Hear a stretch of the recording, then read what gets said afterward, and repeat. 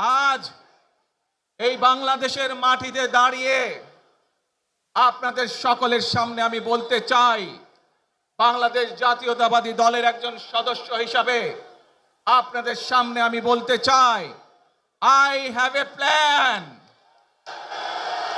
for the people of my country, for my country.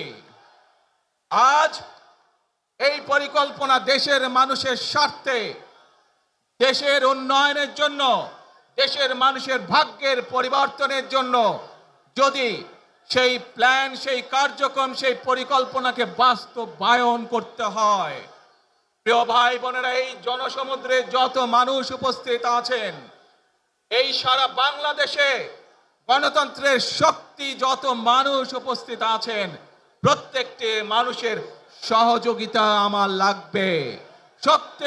প্রত্যেকটি মানুষের সহযোগিতা আমাদের লাগবে।